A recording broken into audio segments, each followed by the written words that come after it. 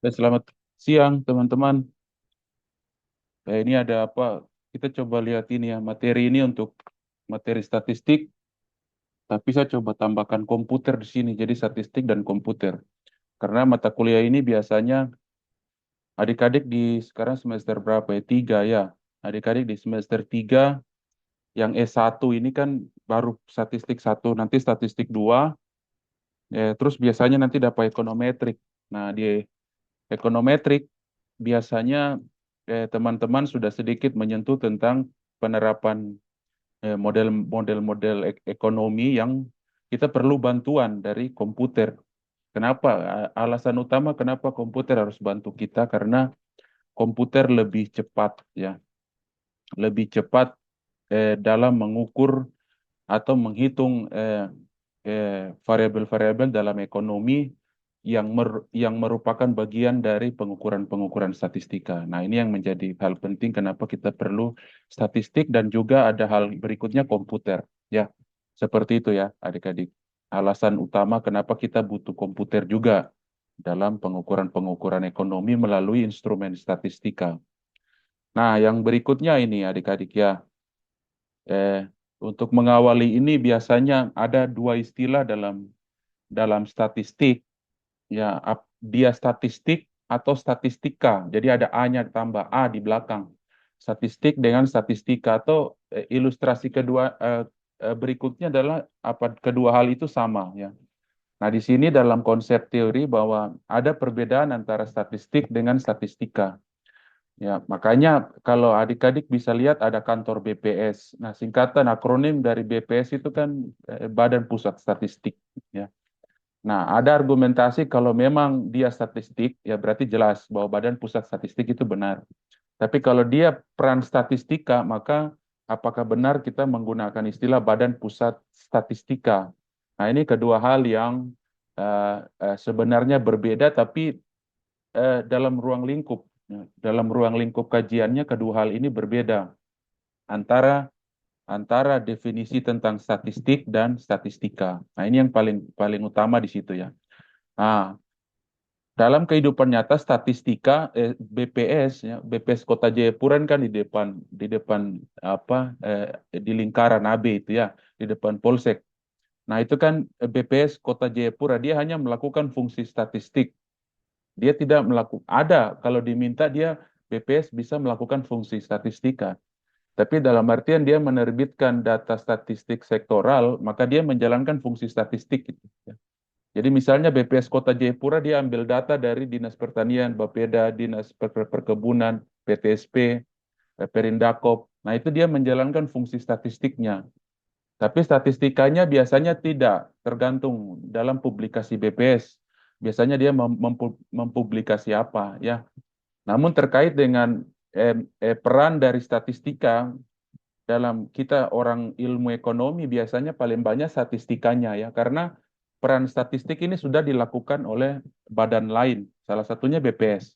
Sehingga kita orang ekonomi untuk melihat fenomena ekonomi biasanya tinggal ambil aja data dari BPS terus kita olah.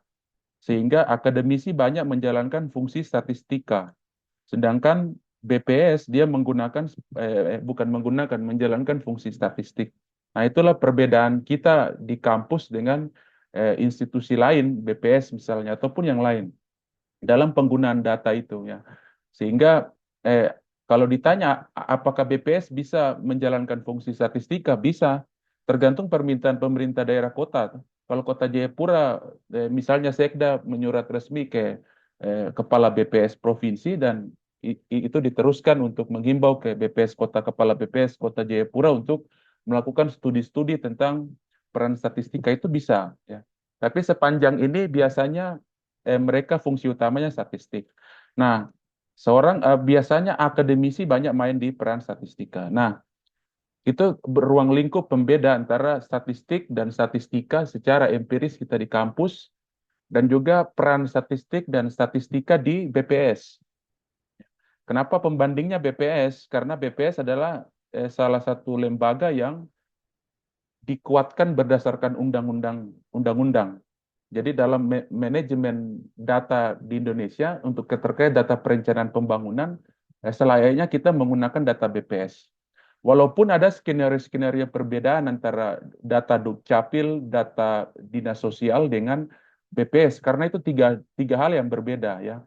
Tiga hal yang berbeda yang kita tidak perlu mencari persoalannya, karena metodologi BPS dengan metodologi Capil beda ya. Sehingga data kalau ada perbedaan data antara sektoral dengan instansi vertikal, karena instansi vertikal memiliki metodologi sendiri. Sedangkan sektoral metodologinya sendiri. Jadi wajar kalau datanya berbeda. Nah, pertanyaan selanjutnya, apakah data itu valid atau tidak? Perbedaan data itu valid, ya, valid dan otentik kedua data itu, karena BPS memiliki tujuan ketersediaan data dalam pemerintah melakukan perencanaan, ya, perencanaan secara makro, sedangkan statistik sektoral perencanaan untuk mikro. Contoh, untuk kita mengagregasi kemiskinan misalnya di Kota Jayapura, maka kita datanya data BPS. Tapi misalnya kita mau penyelesaian kemiskinan di Kota Jayapura, maka layaknya kita menggunakan data sosial. Misalnya kita memberikan bantuan sosial, bantuan tunai sosial, maka basis data kita adalah data sosial dari Dinas Sosial. Jangan gunakan data dari BPS. Nah, itu pembedanya ya. Jadi eh, dua perbedaan data itu tidak jadi masalah. Yang jadi masalah jika penggunaan datanya yang salah. Jadi user dalam penggunaan data statistik harus tepat. Sehingga nanti adik-adik waktu di semester 5 ya kalau tidak salah, nanti ada mata kuliah metodologi penelitian. Nah, metodologi itu yang adik-adik nanti belajar kapan saya menggunakan peran statistik, kapan saya menggunakan peran statistika. Ya. Namun dalam semester 3 ini adik-adik hanya diperkenalkan tentang konsep dalam statistik. Ya. Nah, ini yang kenapa ada dua hal yang berbeda dari peran statistik dan statistika. Nah, yang berikutnya ini ya, kita ke definisi dulu ya. Kita coba lihat beberapa definisi tentang sejarah ya.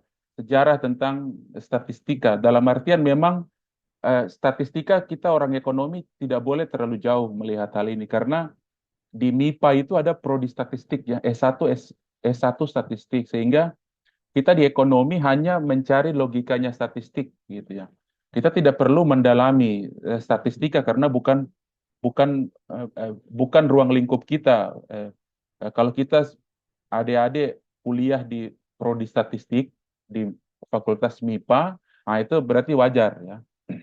Tapi kalau di ekonomi kita tidak perlu karena di ekonomi kita hanya butuh statistik inferensial. Kita tidak terlalu butuh yang lain. Ya. Nanti di slide berikutnya ada kedudukan statistik inferensial dalam ekonomi. Nah, itu yang sebenarnya adik-adik di semester 3 harus pahami itu supaya nanti di mata kuliah ekonometrik di semester 5 adik-adik nyambung itu. Jangan sampai di semester 5 tidak tahu statistik, nanti agak bingung. Akhirnya nanti tidak lulus itu karena begitu. Di semester 3 tidak mampu statistik, di semester 5 nanti pasti harus belajar ekonometrik. Nah, yang adik-adik harus pahami bahwa di semester 3 hanya belajar statistik inferensial saja. Karena ekonometrik itu di semester 5 mereka hanya menjalankan peran ekonometrik itu berdasarkan inferensial. Ya. Dia tidak banyak menggunakan metode statistik deskriptif, ya, tidak. Karena ada esensi inferensial itu, kenapa kita harus ambil sampling. Nah, sampel itu adalah peran dari statistik inferensial. Itu teori dasar. Nah, filosofi itu yang adik-adik harus tahu. Kenapa kita orang ekonomi harus perlu statistik? Tidak semua statistik kita harus belajari, tapi inferensial kita patuh harus pelajari ya. Nah, itu penting yang adik-adik filosofi latar belakang kenapa kita harus belajar statistik di jurusan ilmu ekonomi itu yang paling penting. Berbeda dengan akuntansi dan ilmu manajemen. Ya, karena kita adalah ilmu ekonomi kita hanya mendeskripsikan dan mengagregasi fenomena ekonomi itu. Misalnya begini, kemiskinan ini tidak ada kalau kita ditanya apakah ada kaitan antara bendahara penerimaan dan bendahara pengeluaran terhadap kemiskinan. Nah, seorang akuntansi akan bingung menjawab itu. Nah, kita di ilmu ekonomi bisa menjawab itu dengan apa? Statistik inferensial. Jadi kita mengambil sampel untuk menduga populasi dari bendahara itu. Nah, adik-adik yang teman-teman kalian yang ada di jurusan akuntansi tidak bisa menjawab pertanyaan itu. Tapi kalau mereka dijawab efektivitas dalam pengelolaan keuangan dari segi bendara penerimaan dan bendara pengeluaran di OPD bisa mereka jawab itu ya. Tapi kalau terkait dampak dari efektivitas itu terhadap kemiskinan mereka sulit jawab. Nah, yang bisa menjawab itu ilmu ekonomi. Nah, persoalannya ilmu ekonomi membutuhkan statistik inferensial untuk menjawab itu. Nah, ini yang persoalan filosofi keduanya bahwa jika adik-adik tidak mampu statistik inferensial, maka adik-adik tidak boleh tidak layak untuk menjawab pertanyaan itu. Karena secara metodologi adik-adik bisa dipatahkan ya. Argumentasi itu bisa dipatahkan karena adik-adik tidak mampu menggunakan statistik inferensial. Nah, ini yang adik-adik harus paham sebelum kita melangkah lebih jauh tentang statistik.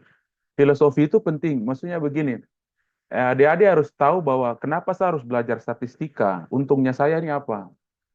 Adik-adik juga harus kritis terhadap dosen. Pak, saya dapat pembelajaran ini, untungnya untuk saya apa? Dalam 4 tahun masa studi atau 5 tahun masa studi di Fakultas Ekonomi. Itu adik-adik harus kritis bertanya. Nah, di mata kuliah statistik di mata yang saya ajar ini bahwa ada dua hal itu. Adik-adik secara teoritis adik-adik paham. Yang kedua adalah penerapannya itu adik-adik paham. Ya, misalnya nanti adik-adik sudah kerja, adik-adik paham itu. Oh, peran statistik itu bukan perannya saya. Saya tidak perlu menjalankan peran itu. Nah, ini kan jadi masalah kan tugasnya orang lain kadang kita mau kerjakan.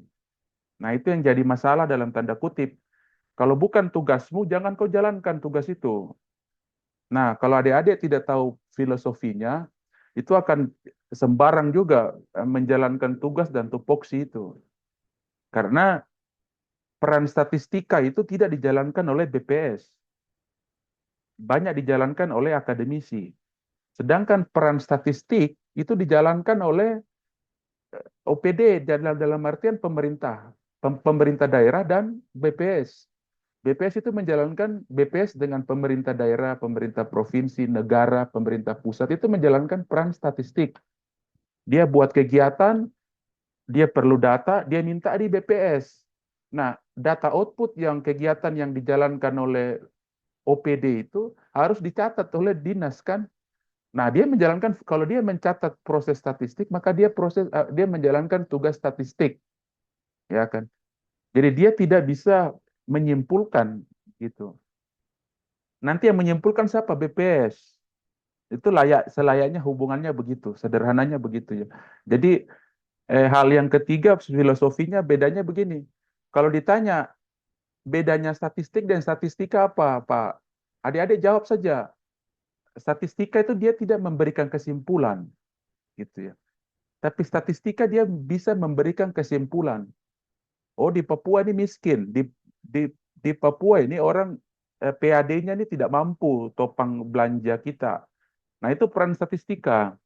Tidak bisa kumpul data saja, data PAD kita kumpul, ya kan, restoran, terus hotel, terus ada misalnya yang piutang, ya kan, orang ngambil korupsi uang, terus uang negara itu dikembalikan, itu kan tercatat dalam pendapatan asli daerah dulu, ya kan. Misalnya pajak kendaraan motor roda dua kan, roda dua kan bisa plat merah bisa plat kuning kan.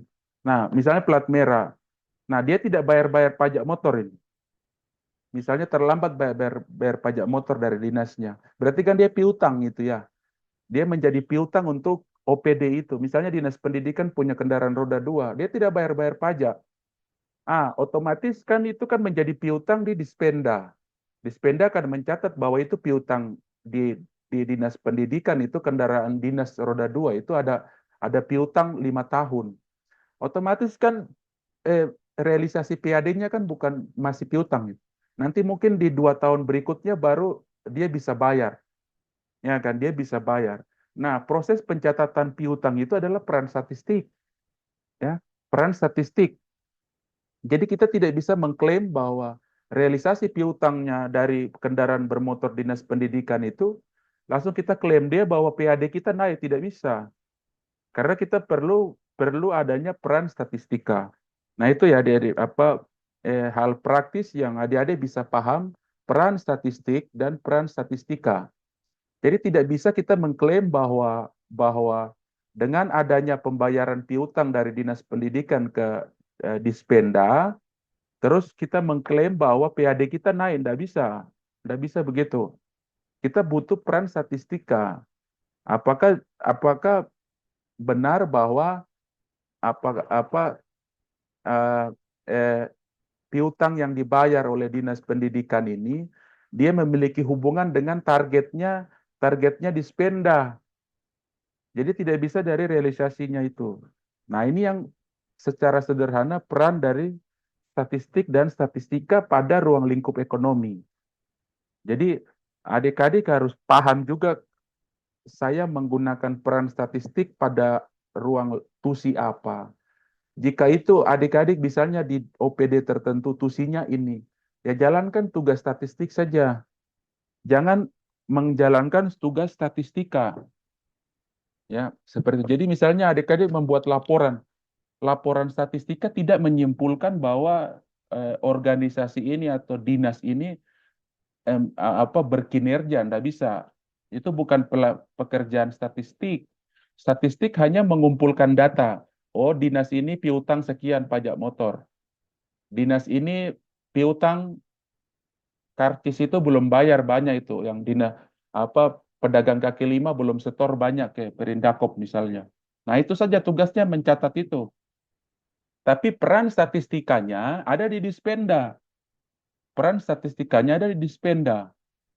Jadi kita tidak bisa misalnya dinas OPD OPD mengklaim bahwa salah satu entitas OPD dia meningkatkan PAD, tidak bisa itu.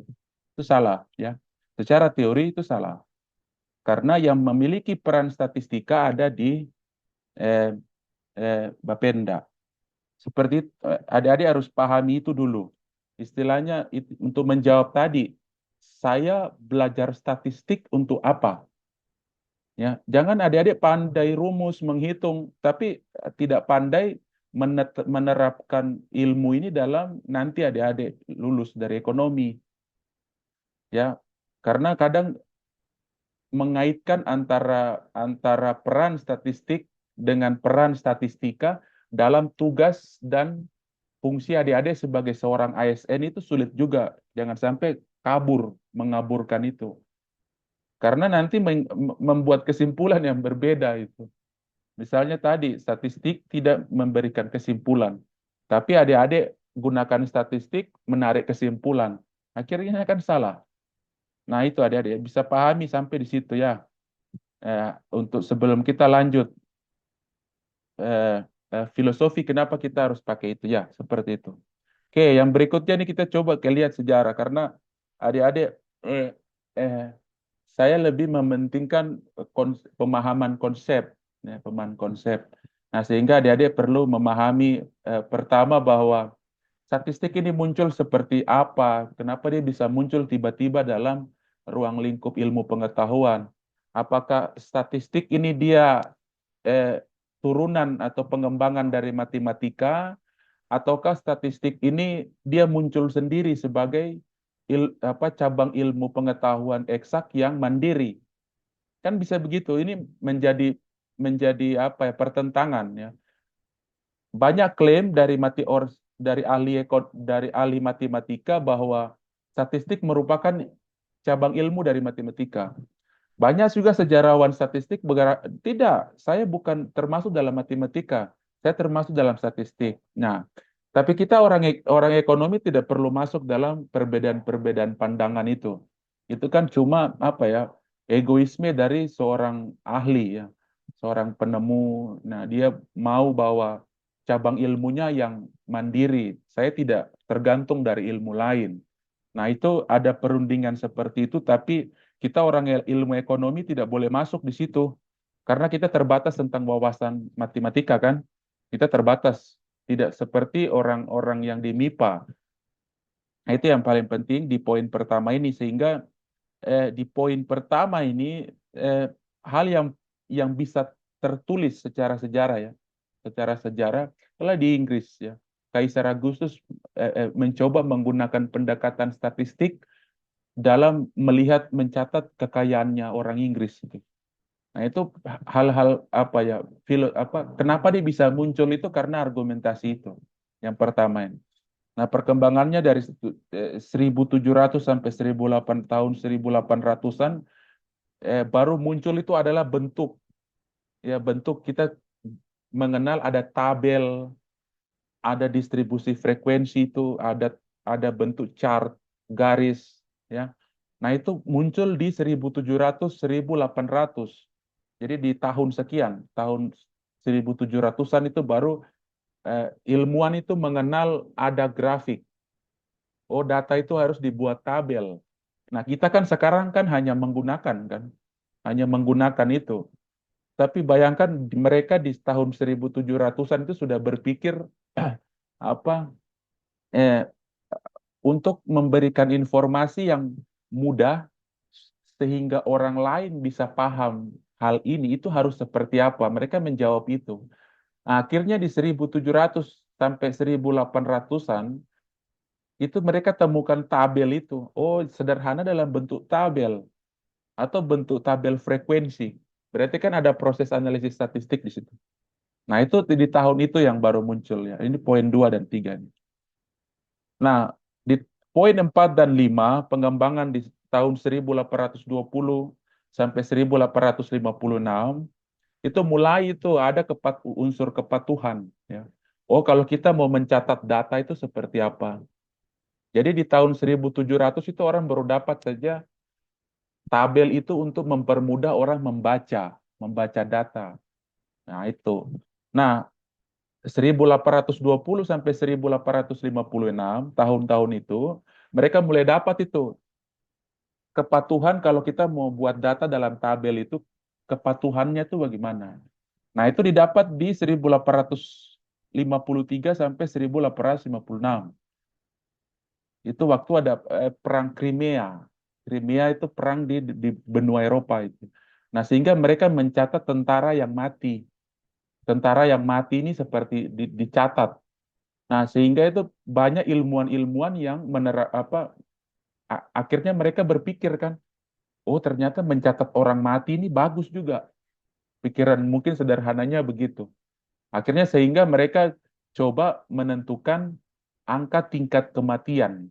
Nah, angka tingkat kematian itu pertama ditemukan di sekitar tahun itu ya, Perang Crimea itu. Akhirnya banyak orang-orang Inggris mengeluarkan itu. Nah, itu sejarah-sejarah singkat tentang kenapa statistik itu muncul. Dulu mungkin namanya bukan statistik, saya juga tidak tahu dulu namanya apa. Karena itu di tahun 1700-an, saya tidak tahu namanya itu apa. Sekarang saja kita mau tahu namanya itu statistik, ya. Nah, itu. Nah, nanti masuk di 90-an, 1900, baru kita tahu itu namanya statistik deskriptif. Ya. Jadi poin 6 ini baru menjelaskan mungkin 1900-an baru ada statistik deskriptif itu. Deskriptif kan dia hanya menjelaskan satu hal saja. Nah, ini lanjut terus sampai ke eh, 1733 bersamaan dia menggunakan kurva normal ini. Nah, ini kurva normal ini yang kita pelajari kita butuh dalam ekonomi. Itu yang tadi saya bilang di awal. Pelajaran statistika lain tidak perlu kita ketahui. Tapi terkait kurva normal, ini kita harus pelajari. Karena apa? Statistik inferensial dasarnya adalah kurva normal. Maksudnya apa itu kurva normal? Karena kita kita ini kan deduktif ya. Ada penelitian deduktif, ada penelitian induktif. Nah, ekonomi itu banyaknya deduktif.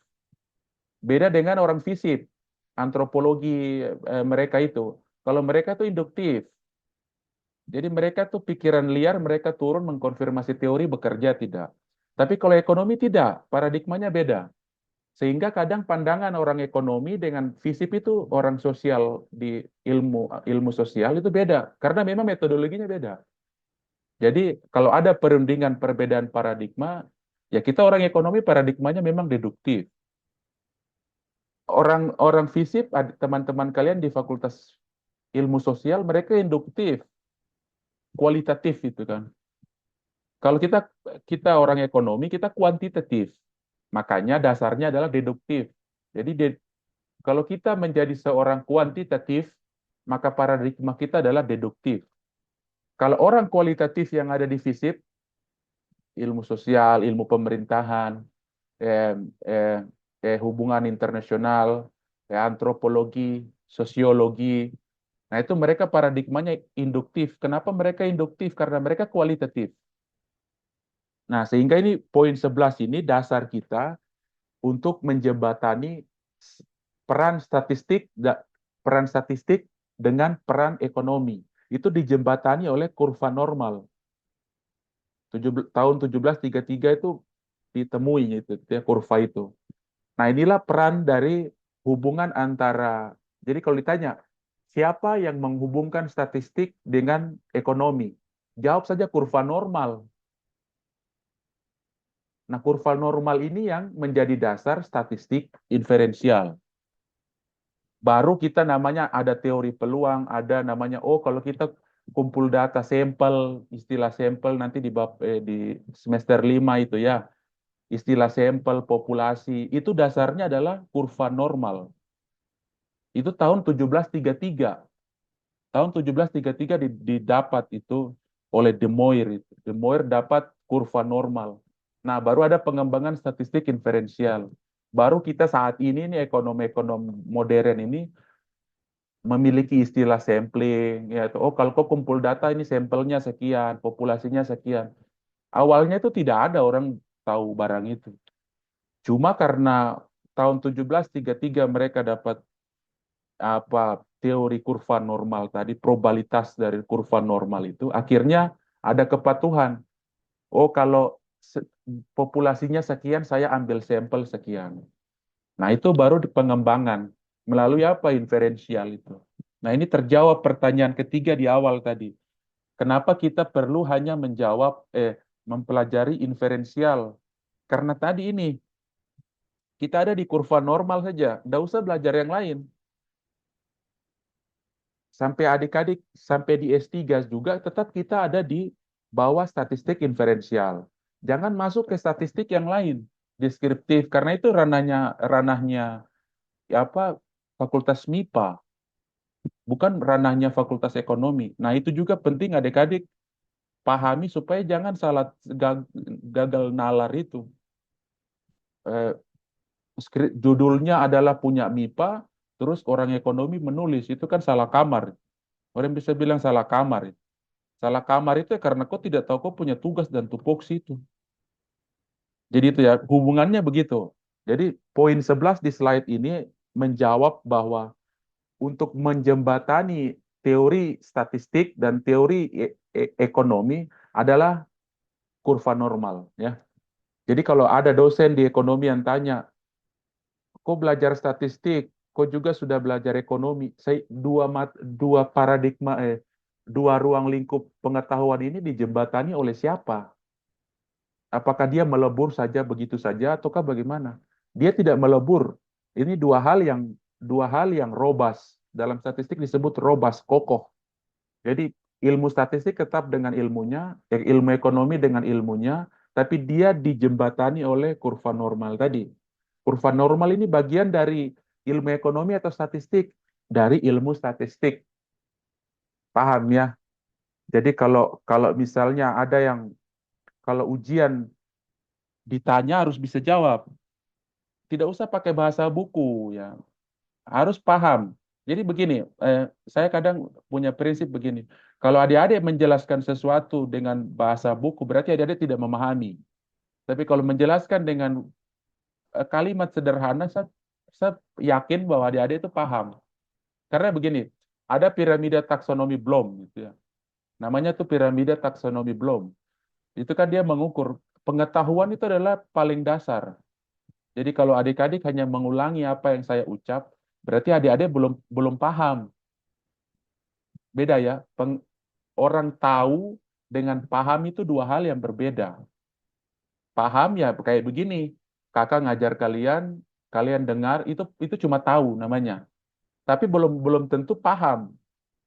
Karena paham itu dalam taksonomi Bloom adalah tangga berikutnya dari pengetahuan. Nah, contoh sederhananya begitu kalau adik-adik cirinya ya. Kalau hanya mengulang saja bahasa buku ya berarti belum ya begitu adik-adik bisa menilai diri sendiri, tidak usah orang lain menilai. Mau sebaik apapun Anda deskripsimu, orang bisa paham Anda masih masih di level dasar itu. Paham ya? Jadi jangan sudah S1, kita sudah S1, kita sama kayak anak SMA. Nah, itu ya. Itu semoga coba dipelajari dengan baik.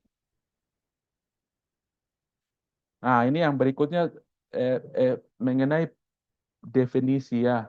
Ini ada 15 definisi, adik-adik bisa membacanya ya, membacanya. Namun ada kesimpulan ya. Dari 15 definisi ini saya berkesimpulan begini. Yang kembali ke awal bahwa statistik dia hanya membantu kita cara mengumpulkan data ekonomi yang baik itu bagaimana. Berarti kita ke lapangan sana, kita ke kampung, kita kumpul data sesuai dengan fokus kita. Itu adalah pekerjaan statistik. Iya, pekerjaan statistik. Waktu kita di lapangan itu, turun lapangan, kita dibantu diarahkan oleh statistik. Tapi waktu kita misalnya kembali ke kampus lagi, kita olah data itu, maka statistik sudah tidak bantu kita. Tapi yang bantu kita adalah statistika yang bantu kita. Siapa yang apa yang bantu kita? Kita membuktikan tadi apakah sampel yang kita tadi ambil di lapangan itu dia mampu mengeneralisasi populasi yang tadi di lapangan. Paham ya? Saya ulangi ya. Waktu kita kembali ke waktu kita turun lapangan, kita mau mencatat fenomena ekonomi, itu statistik yang bantu kita. Nah, kalau adik-adik pulang kembali dan menginput data itu, mengolah data itu, fenomena ekonomi itu, maka statistik lagi tidak membantu adik-adik. Siapa yang bantu adik-adik adalah statistika. Statistika bantu untuk apa? Menjawab. Orang-orang yang atau lembaga yang adik-adik kumpul data di mereka itu, data dari mereka itu bisa mengeneralisasi fenomena ekonomi tidak? Paham ya? Nah, kalau tidak bisa mengeneralisasi, berarti sampelnya salah. Nah, untuk menentukan sampel salah atau tidak, itu inferensial. Nah, itu pengertiannya, pengertian dari statistika itu ya. Jadi statistika itu mencoba sampel yang kalian dapatkan dari proses statistik itu benar tidak bisa mengeneralisasi fenomena ekonomi. Jangan dibolak-balik ya. Banyak banyak seorang ekonomi itu membolak-balikan teori. Jadi statistik dan statistika itu bekerja dari pengumpulan data sampai pelaporan. Enggak seperti itu. Itu salah. Nah, adik-adik juga nanti buat skripsi juga jangan sembarang juga kayak begitu. Dari kumpul data lapangan sampai pelaporan bikin skripsi, itu statistik inferensialnya di bagian mana, statistik di bagian mana, jangan campur aduk. Makanya nanti ada peran dosen pembimbing itu. Nah, kalian harus tanya sama dosen pembimbing. Kalau misalnya dosen pembimbing tidak mampu, ganti dosen pembimbing. Kalian mahasiswa menghadap ke prodi, suruh ganti dosen pembimbingnya. Itu hak kalian. Tapi kalian juga harus paham teori. Jangan sampai kalian minta ganti dosen pembimbing, padahal kalian yang bodoh. Nah, ini juga harus harus jangan jangan permalukan diri sendiri karena kebodohan kan. Kalian yang tidak mampu sendiri. Bagaimana caranya untuk mampu? Kuasai ilmunya. Itu saja. Konsepnya di situ supaya supaya kita tidak dipermalukan karena kebodohan, ya kita kuasai ilmunya. Kalau misalnya ini adik-adik dalam ekonomi tidak mampu menggunakan deduktif, kuantitatif, maka jangan menulis skripsi yang deduktif. Kan orang ilmu ekonomi kan tidak harus wajib menggunakan instrumen kuantitatif. Kita menggunakan instrumen kualitatif juga bisa. Banyak itu persepsi partisipasi, persepsi korupsi, itu kan hanya kualitatif. Nah, skripsinya menggunakan itu. Jadi adik-adik juga bisa ngukur. Kalau saya lemah di deduktif, statistik lemah, matematika lemah, jangan ambil skripsinya yang deduktif. Karena itu yang tadi, untuk menjawab tadi, nanti kalianlah yang mempermalukan diri Anda sendiri karena ketidakmampuan atau bodok itu orang bilang itu bodok. Bodoknya karena apa? Sudah tahu tidak mampu statistik, tapi ambil judul skripsinya statistik itu yang bodok itu. Paham ya? Bukan bodoh karena nilaimu bodoh, nilai error bukan. Bodoknya karena kau sudah tahu, kau tidak tahu, kenapa kau ambil? Harusnya kan kalau saya tidak mampu kuantitatif, skripsi saya kan kualitatif. Harusnya begitu. Tapi kalau sudah tahu bodoh, tapi paksa diri untuk mengambil kuantitatif, akhirnya tidak lulus, marah-marah di kampus itu kan bodoh, toh. Mempermalukan diri sendiri itu karena kebodohan toh. Nah, saya mau yang adik-adik yang semester 3 itu jangan begitu. Kalau sudah tahu tidak mampu, jangan ambil skripsi yang kuantitatif. Oke, yang berikutnya ini ya. Nah, ini bisa dibaca. Nah, ini masih masih sama proses-proses dalam statistik dan statistika. Dalam artian bahwa ini yang sudah ditegaskan di poin 9 ini. Poin 9 ini bahwa proses pengumpulan data, pengolahan data sampai penafsiran dan proses penarikan kesimpulan. Ini yang paling penting di sini. Penarikan kesimpulan. Karena kita waktu skripsi ekonomi itu kita mengeneralisasi. Misalnya begini, misalnya begini, kita hanya melihat Kota Jayapura 5 tahun. Berarti kan kita hanya mengeneralisasi pengelolaan APBD atau PDRB misalnya kita anak keuangan daerah, berarti kita hanya generalisasi kinerja 5 tahun itu. Seperti itu. Atau tidak anak konsentrasi moneter, kan ada data ekspor impor di BPS. Itu kan data ekspor impor itu kan berdasarkan bandara dan berdasarkan pelabuhan. Nah, pelabuhan Kota Jayapura ini kan berarti mengekspor hampir di daerah Biak punya sendiri ya. Berarti banyak daerah Lapago yang melakukan ekspor dari pelabuhan Kota Jayapura. Nah, berarti kan kita hanya mengeneralisasi pelabuhan Kota Jayapura. Kita tidak mengeneralisasi pelabuhan Sorong sama pelabuhan Biak. Nah, itu ya. Jadi proses generalisasi ini hati-hati. Karena begini, ujung dari statistiknya begini, waktu kalian bilang satu daerah itu jelek, maka orang lain beranggapan bahwa hampir keseluruhan orang Jayapura itu jelek. Atau misalnya kalian begini, orang Wamena itu jelek. Berarti kan itu proses generalisasi. Nah, ini yang perlu hati-hati dalam tanda kutip generalisasi. Karena apa? Kelemahan dari proses sampling itu. Jangan sampai kita punya apa ya, eh, bercerita tentang angka itu yang melebihkan. Macam contoh tadi, kalau kita meneliti 5 tahun, maka adik-adik menulisnya itu 5 tahun saja. Jangan jangan apa tidak menulis 5 tahun itu karena nanti orang membacanya seakan-akan Kota Jayapura ini jelek. Padahal penelitian adik-adik ini hanya 5 tahun. Nah, itu hal lain yang adik-adik harus paham dari pekerjaan kuantitatif. Karena bisa jadi terjebak gitu. Orang terjebak dari situ. Orang bilang, misalnya cuma 5 tahun meneliti PhD, terus kalian berkonklusi bahwa selama 20 tahun ini Kota Jayapura ini jelek, tidak bisa kayak begitu juga. Itu salah ya, salah menerapkan ilmu. Ilmu itu akan benar, tergantung orangnya kalau menerapkan ilmu itu salah ya, ya itu hasilnya salah. Sama, kalau adik-adik nulis skripsi 5 tahun, maka konklusinya hanya 5 tahun. Ya, jangan konklusinya berarti sepanjang Kota Jayapura terbentuk ini bahwa PhD-nya jelek, nggak bisa begitu. Paham ya? Pekerjaan berikutnya adik-adik harus paham adalah tadi mengaitkan statistik dengan teori. Oke, yang berikutnya ini ya. Yang berikutnya adalah notasi. Nah, ini dalam matematika adik-adik harus coba pahami.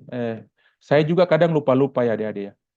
Tidak terlalu hafal lambang-lambang ini. Tidak jadi masalah. Yang penting adik-adik coba mulai sekarang coba mengenal. Kalau lupa kembali melihat. Karena saya juga kadang lupa-lupa. Misalnya tanda epsilon ini. ini. E ini kan banyak digunakan di statistik menggambarkan error dari komponen sesuatu ya. Nah, ini terus sigma ini. Lambang sigma kan bisa kayak huruf E begini, bisa juga yang begini. Ya. Nah, ini juga kadang saya lupa juga, tapi tidak jadi masalah karena kan kita bisa lihat toh, oh lambang ini artinya ini. Yang penting adik-adik coba ini. Yang biasa paling banyak digunakan adalah ini. Delta ini paling banyak ya. Nah, terus epsilon, terus C, terus mu ini C kuadrat. Nah, ini X pangkat 2 ya biasanya ya.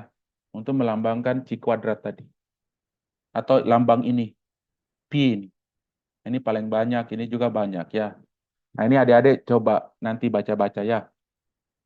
Oke, mungkin ini saya lanjut. Nah, ini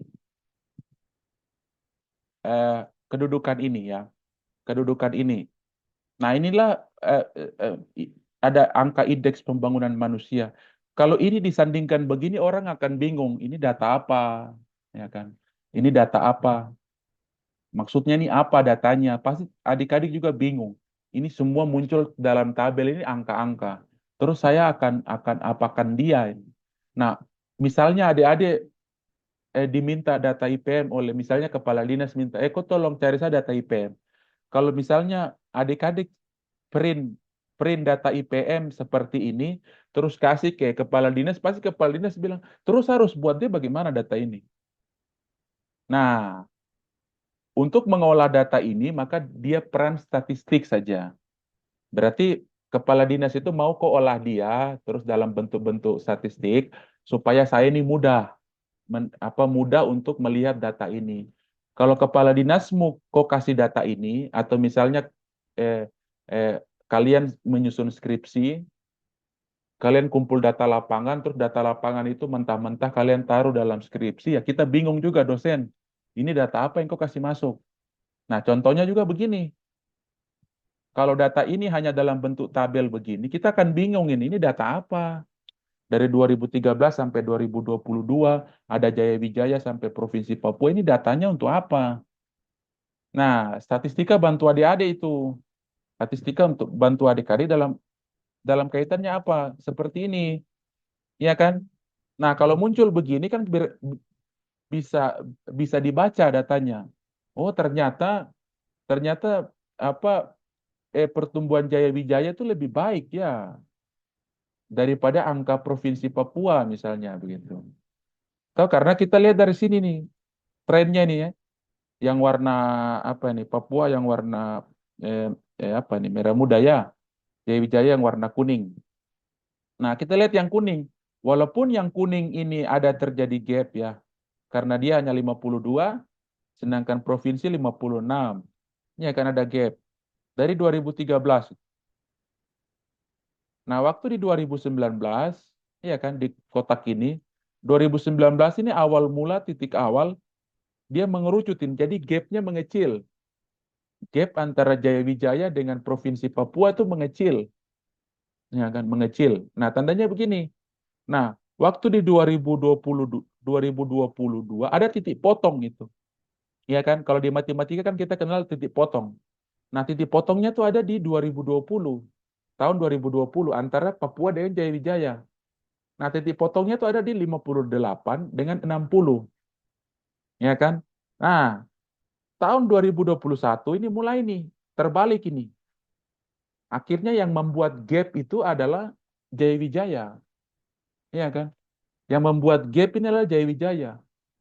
Waktu 2020 sampai 2013 yang membentuk gap ini adalah Provinsi Papua. Istilahnya provinsi induknya. Tapi waktu di tahun 2021 yang membuat gap itu adalah Jayawijaya. Nah, konklusi sederhana itu tuh pekerjaan statistik, pekerjaan statistik. Tapi kita tidak bisa mengklaim bahwa Jaya Wijaya lebih baik dari Papua atau Papua lebih baik dari Jaya. Itu bukan pekerjaan statistik. Paham ya? Yang di awal tadi konsepnya bahwa statistik tidak mengklaim. Nah, sama kalau adik-adik lihat kinerja indeks pembangunan manusia. Kalau adik-adik dari tabel grafik ini adik-adik berkesimpulan bahwa misalnya di tahun 2021 kinerja IPM lebih baik Jaya Wijaya dibandingkan IPM Provinsi Papua. Adik-adik yang salah. Adik-adik yang salah membangun argumentasi itu salah itu. Karena apa? Ingat bahwa statistik tidak memberikan kesimpulan. Siapa yang benar, siapa yang tidak. Itu bukan pekerjaan statistik. Tapi statistik hanya memberikan kayak begini. Tumbuhnya positif, kontribusinya semakin naik, gapnya mengecil. Nah, ini yang dicari konklusi dalam teori. Bisa tidak dalam kriteria ini perekonomian Papua itu baik? Paham ya?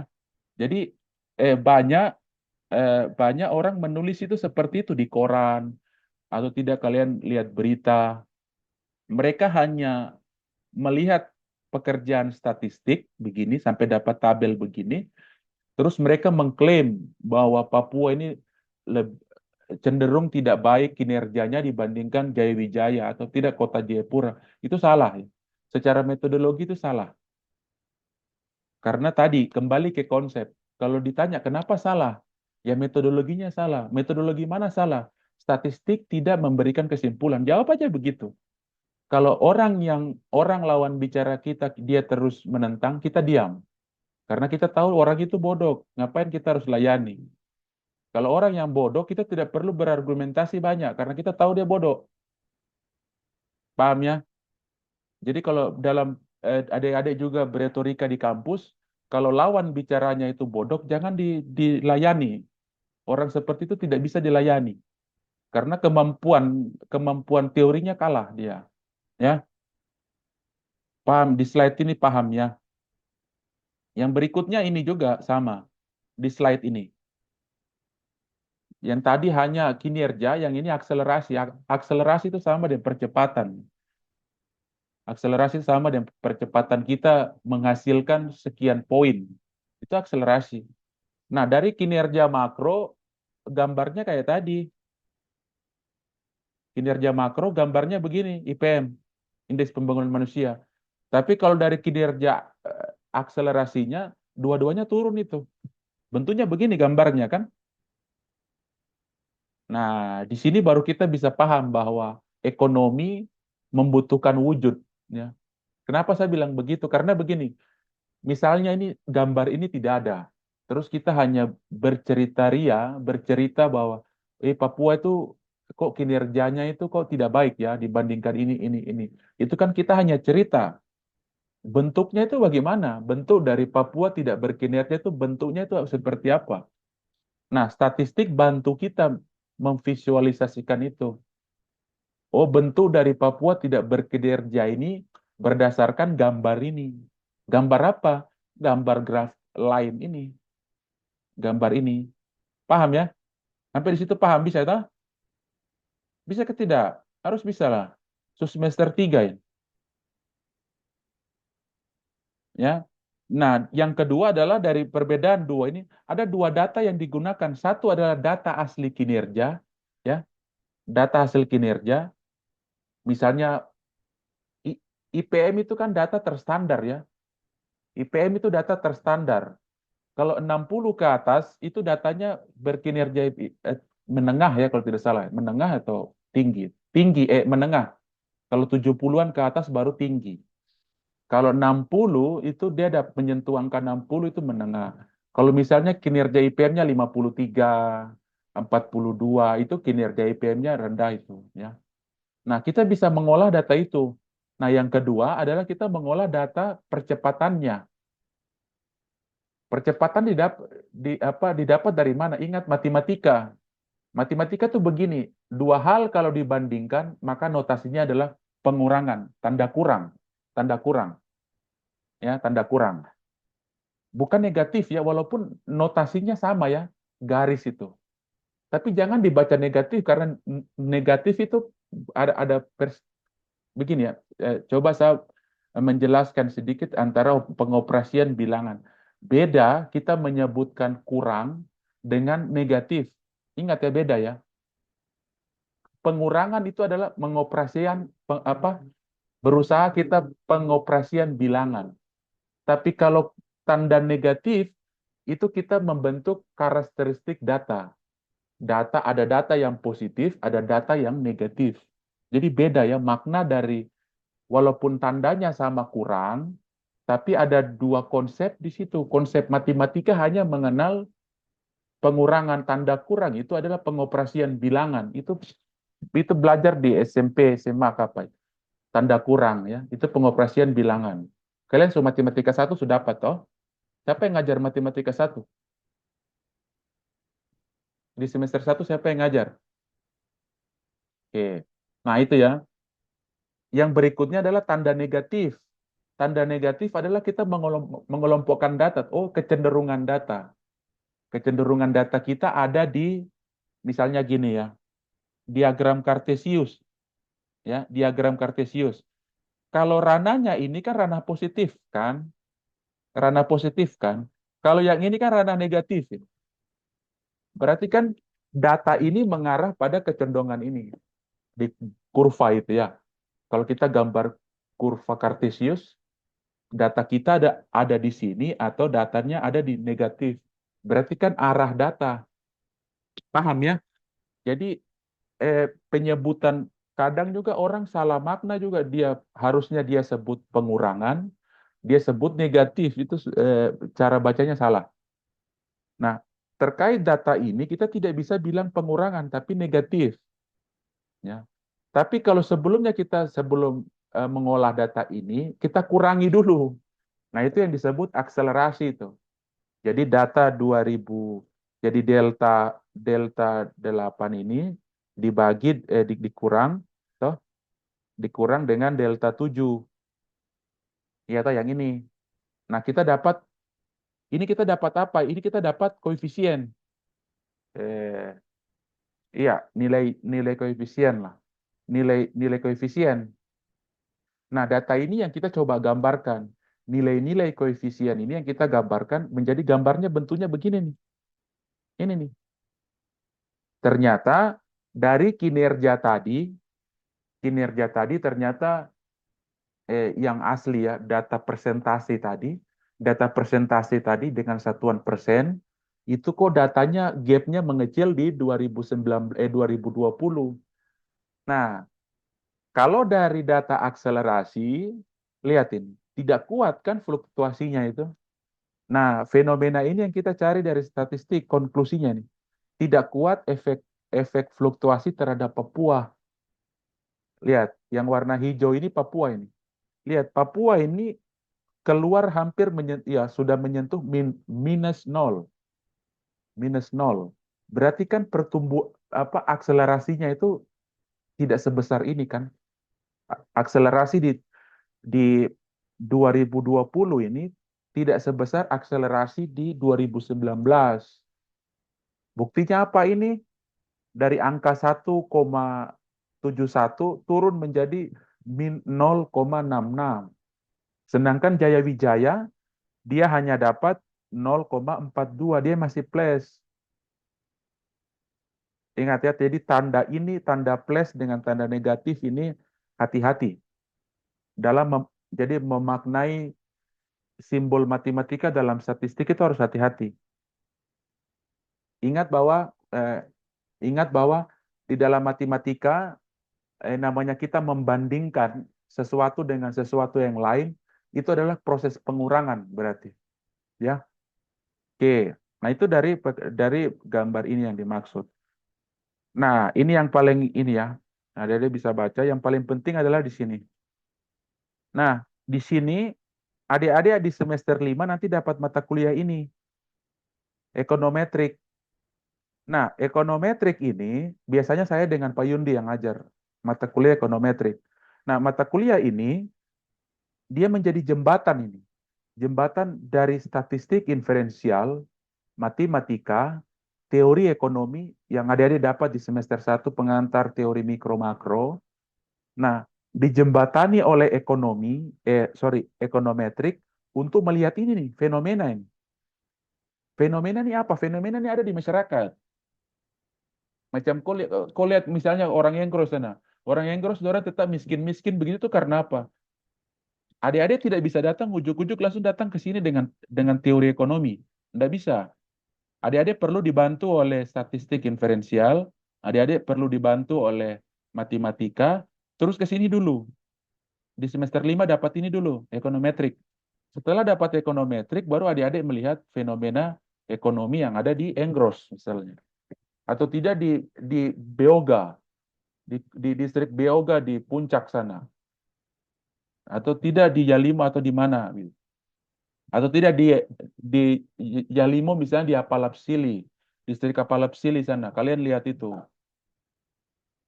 Nah, itu kan proses-proses dari tahapan yang adik-adik harus harus lalui. Ingat bahwa ini baku.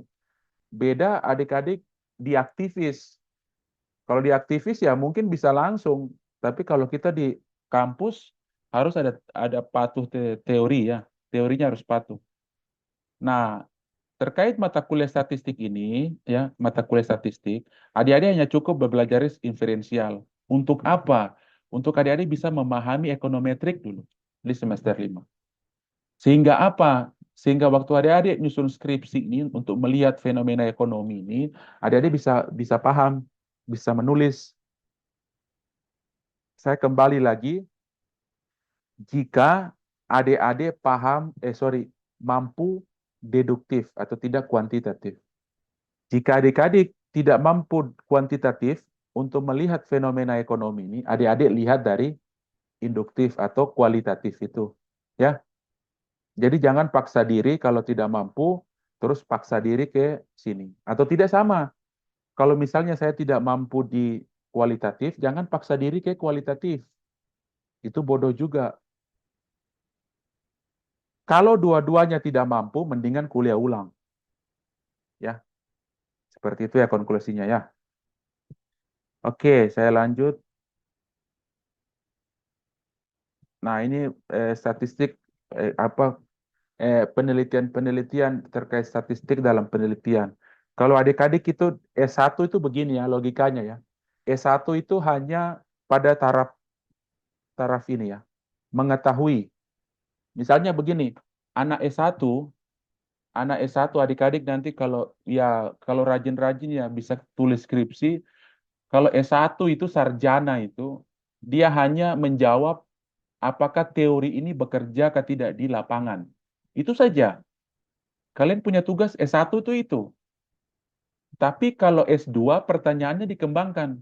Kalau misalnya teori S1 mendapatkan konklusi bahwa teori ini tidak bekerja di Kabupaten A, maka di S2 sarjana strata 2 dia menjawab kenapa teori itu tidak bisa bekerja.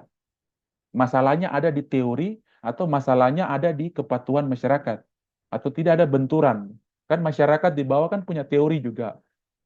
Kita punya teori juga. Nah, ini jangan sampai teori masyarakat dengan kita berbenturan. Itu dijawab pada S2.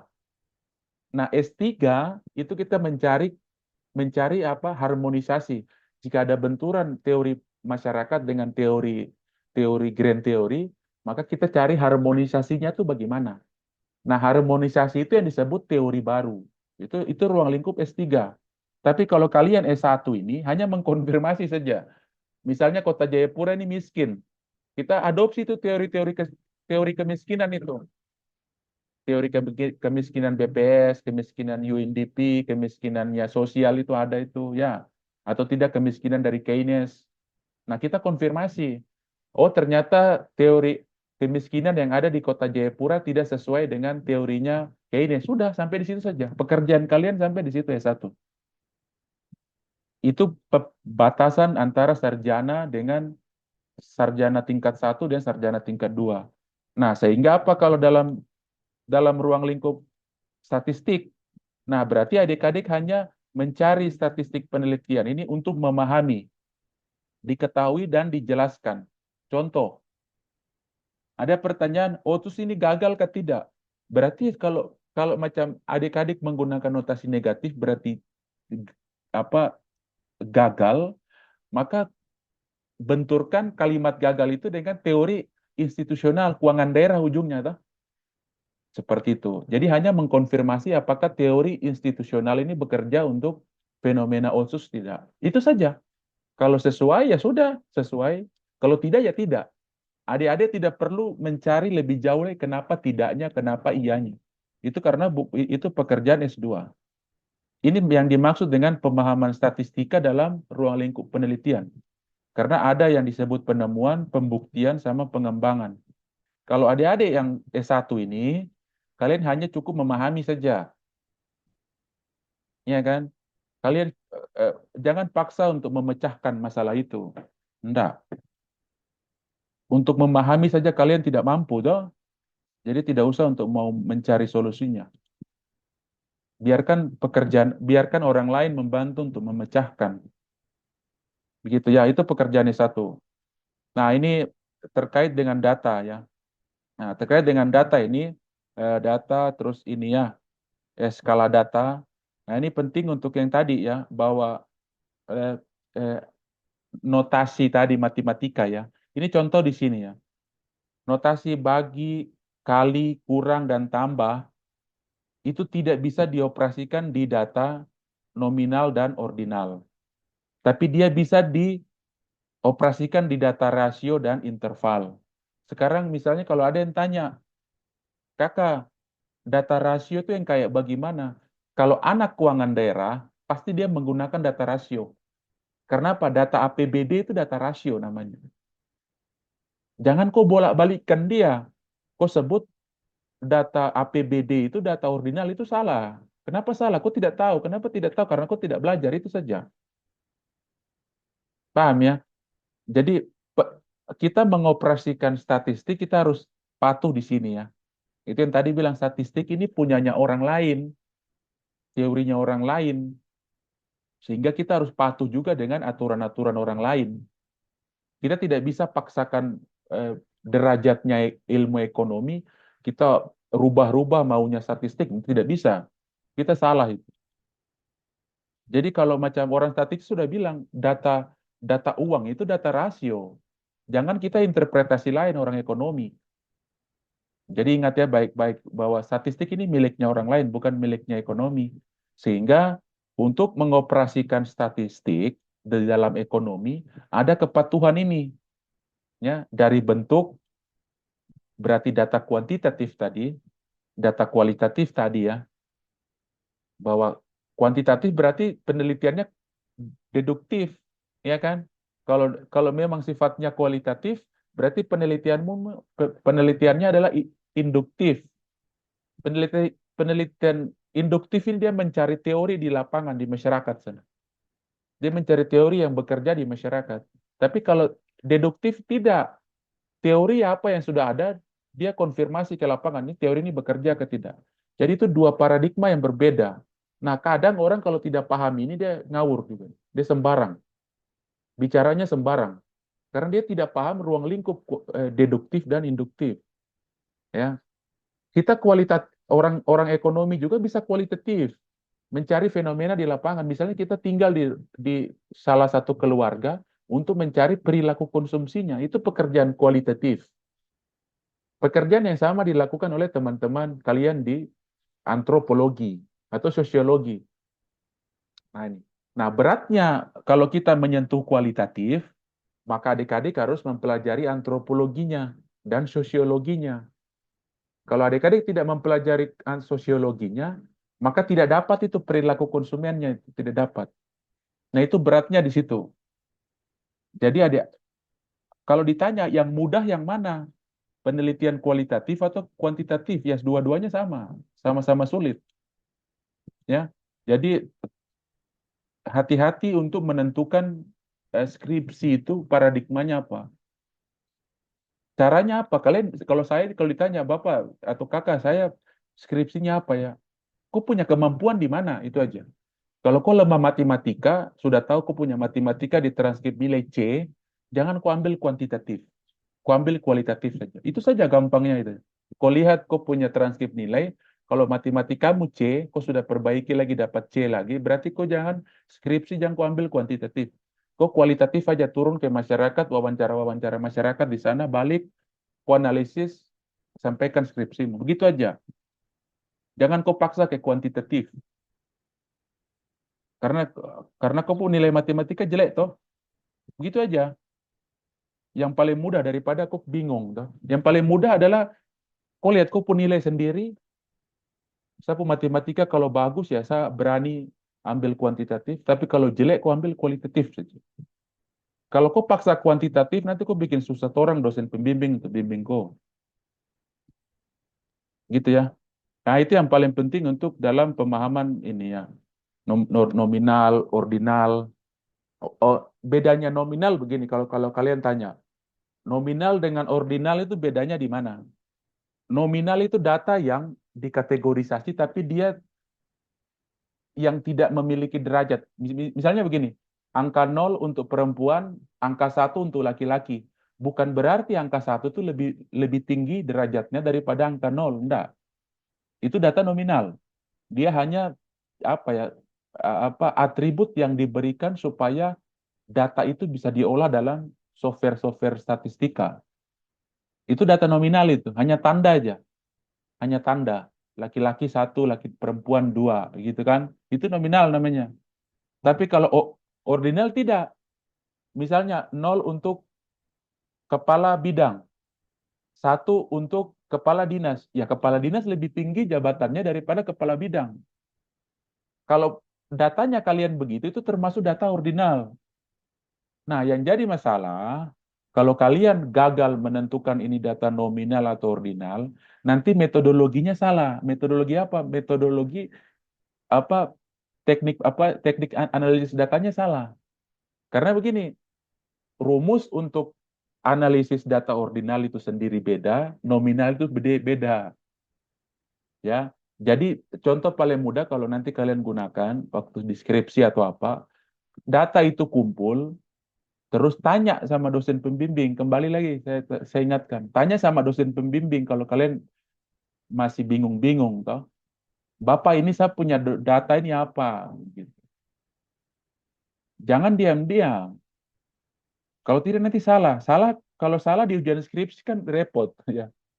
Kalau ada dosen yang agak sedikit ini, oh sudah kalian rubah ya. Tapi kalau dia bilang kok ujian skripsi ulang, ya berarti kok tahun depan, toh itu yang jadi masalah. Berarti kan kok bayar SPP ulang lagi, 2 juta, 3 juta kah? Kok bayar ulang lagi. Nah ini yang adik-adik harus coba fokus ke situ ya. Supaya jangan bayar uang semester ulang-ulang, kasihan toh. Kalau kalian punya uang ya tidak apa-apa. Kalau masih orang tua kan tidak enak juga toh.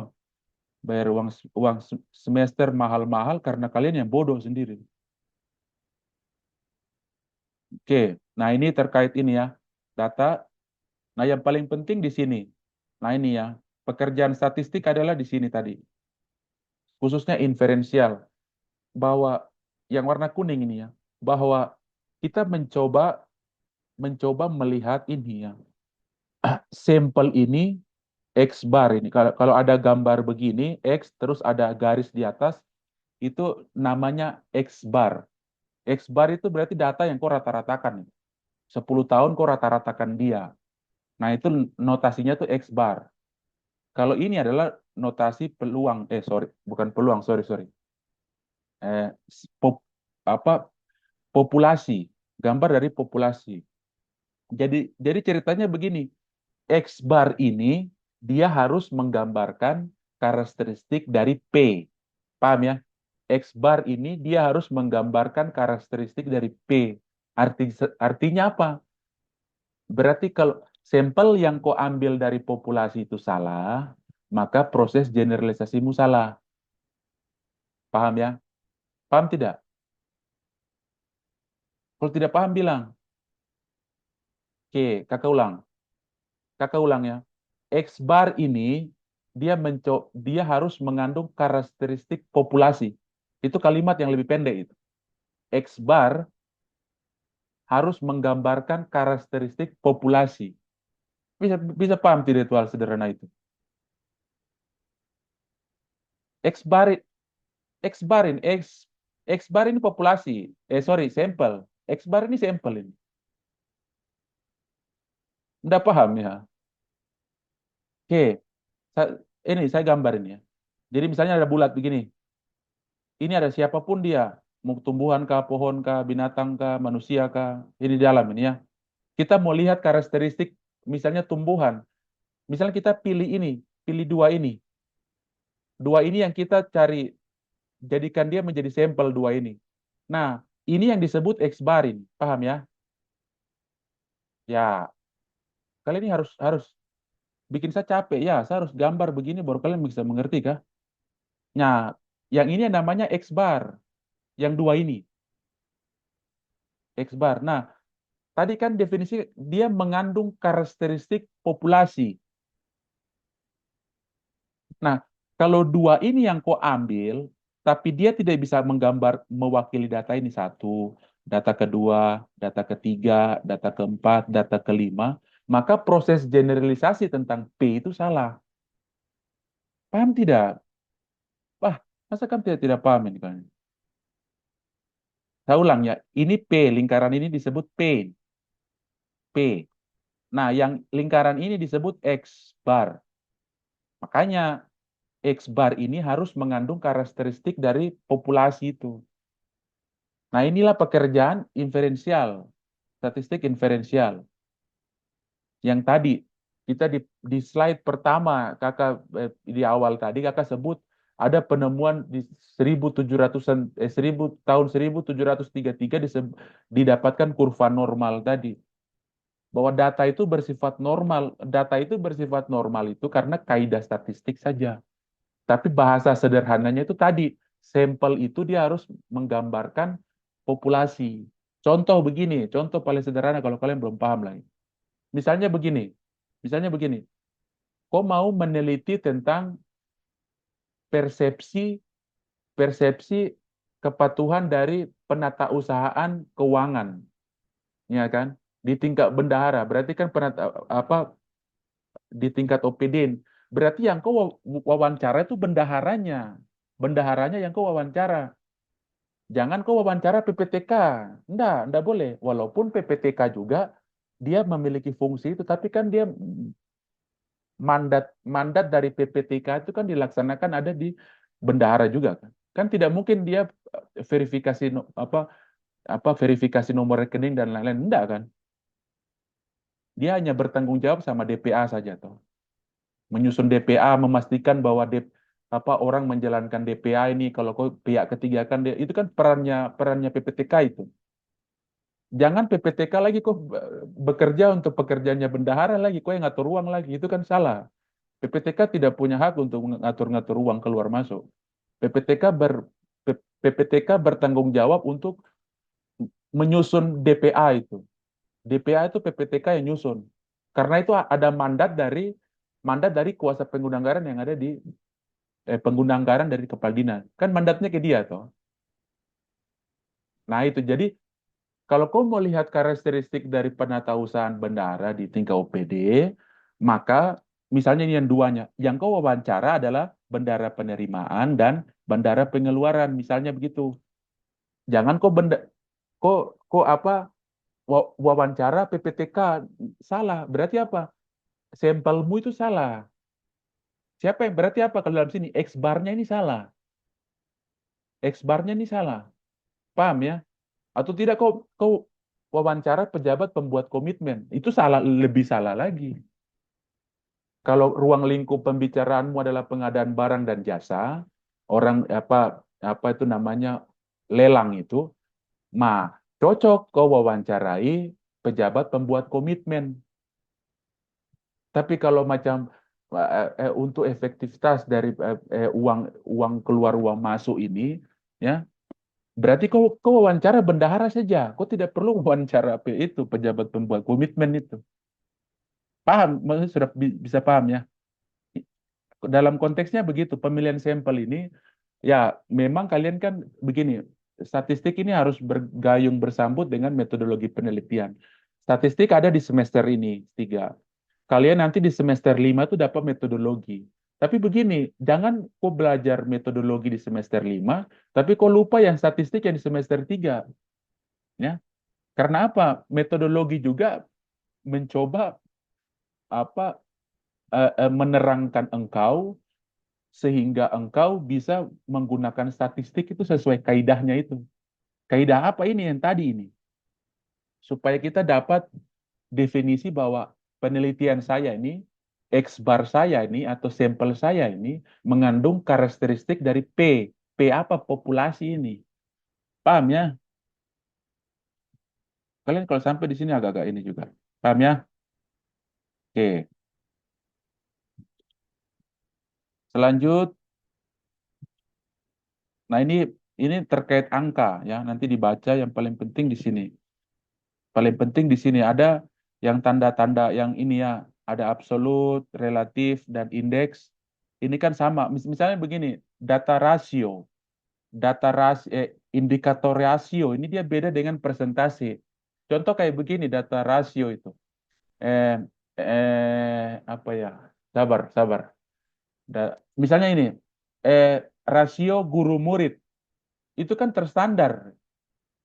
Datanya ada di apa data pendidikan nasional, satu orang guru harus ngajar berapa orang murid.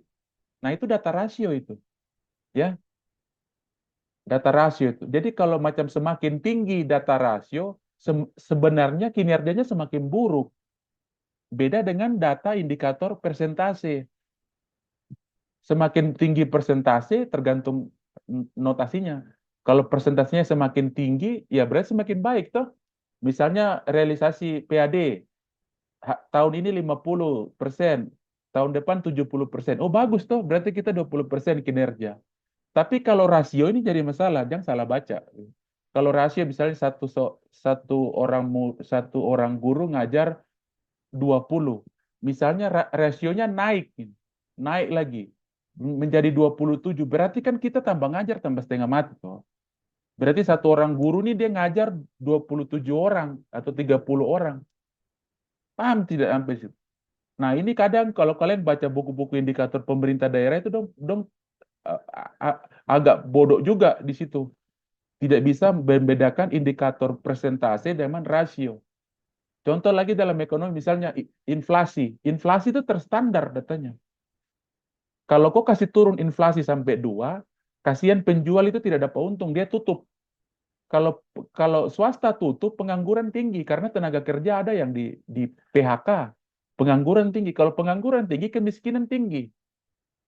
Ya, toh. Itu kalau kau kasih turun angka inflasi sampai 2. Tapi kalau kau kasih naik inflasi sampai tinggi sampai 12 sampai atau tidak 10, daya beli masyarakat itu rendah. Di mana daya masyarakat rendah? Moneternya. Uang nilai dari 100.000 itu tidak bermakna lagi. Kalau orang tidak mampu membeli, berarti kan dia masuk dalam kategori kemiskinan, kan? Garis kemiskinan itu. Karena dia tidak mampu mengakses barang dan jasa. Jadi datanya itu terkontrol. Paham ya? Jadi data data inflasi, jangan kau bilang itu data persentase. Nah, ini harus hati-hati dalam memaknai indikator dalam statistik. Paham ya? Nah, terus ada indeks. Kalau misalnya indeks komposit, kita tidak bisa dia kalau macam kita sebut macam IPM. IPM kan berarti dia ada indeks tunggal pendidikan, indeks tunggal kesehatan, indeks tunggal ekonomi. Begitu toh. Sehingga itu kalau di ini dibuat menjadi indeks komposit itu. Ya, seperti itu ya. Sehingga kalau yang ini dia aja angka yang tidak ada maknanya ini. Misalnya kalian IPM, terus 3,5 ini dari dimensi pendidikan. 3,5 ini tidak ada angkanya. Sorry, tidak ada maknanya. Yang ada maknanya adalah ini. Paham ya? Nanti kalau di kelas baru terangkan agak detail. Selanjutnya ini ya. Nah, ini yang paling penting ya. Tanda ini. Positif, ada negatif. Jadi kalau sama atau kalau positif ini kan kurva penawaran toh dalam mikro. Dalam mikro kan kurva penawaran. Kalau negatif kurva penerimaan. Kurva permintaan ya. Karena kan gambarnya begini toh. Ini notasinya negatif, Kalau yang ini notasinya positif. Sorry yang begini. Nah, cara bacanya beda. Nah, ini kadang apa hubungannya ini tanda ini?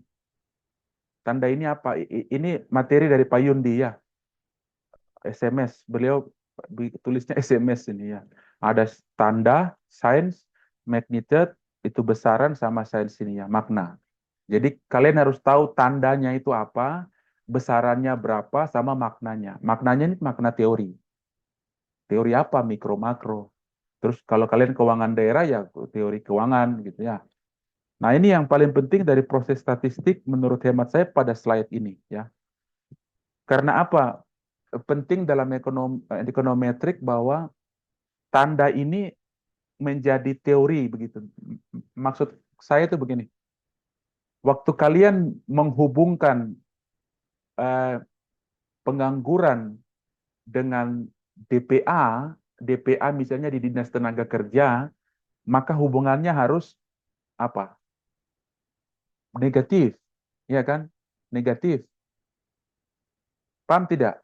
DPA ini kan uang ini, uang yang sebagai input dalam Dinas Tenaga Kerja ini. Harapannya bahwa input uang DPA ini dia bisa menciptakan partisipasi angkatan kerja toh. Nah, teorinya ini kalau partisipasi angkatan kerja ada, ya kan? Berarti kan itu orang buat kartu kuning itu banyak toh.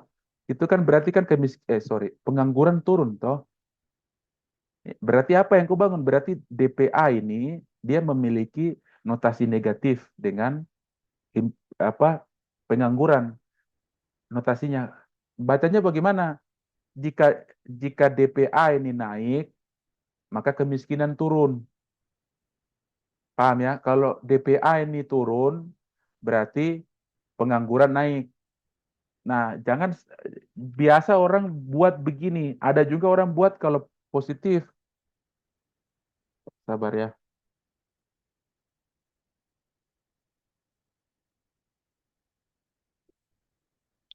Halo? Iya, benar.